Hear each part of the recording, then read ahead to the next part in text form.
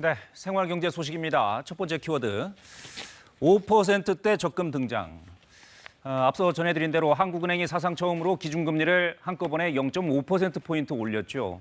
시중은행들도 발빠르게 금리 인상에 나섰습니다. 대출 이자 부담이 늘어나게 된 건 걱정스러운데 예적금 금리도 올랐습니다. 이제 연 5%대 적금도 등장했습니다.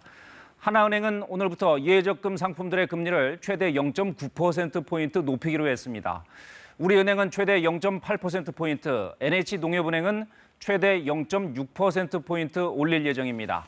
신한은행은 지난주에 선제적으로 예적금 금리를 최대 0.7%포인트 올렸습니다. KB국민은행도 수신금리 인상을 검토 중인 것으로 알려졌습니다. 네, 두 번째 키워드 보시죠. 기름값 100원 뚝. 유류세도 내렸고 지난주부터는 국제유가도 떨어지고 있습니다. 그런데 소비자들이 이를 체감하지 못한다는 비판이 계속돼 왔는데요. 국내 정유업계가 국제유가 하락분을 기름값에 적극 반영하겠다고 밝혔습니다. 실제로 일부 정유사는 주유소에 공급하는 휘발유와 경유 가격을 리터당 100원 넘게 내린 것으로 알려졌습니다. 덕분에 어제 서울에선 지난주까지 보기 어려웠던 1,900원대 휘발유가 등장했습니다.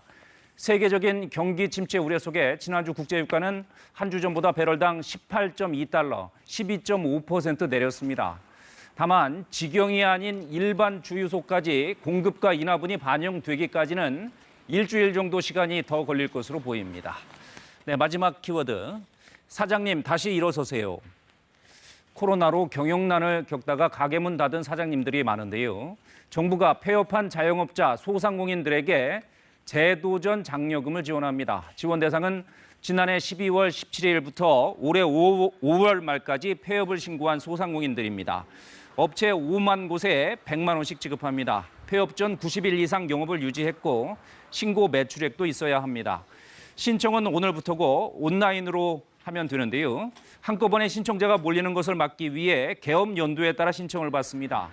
오늘은 개업일이 2019년 이전인 경우만 신청 가능합니다. 단 손실보전금을 받았다면 폐업 점포 재도전 장려금을 받을 수 없습니다. 지금까지 생활경제였습니다.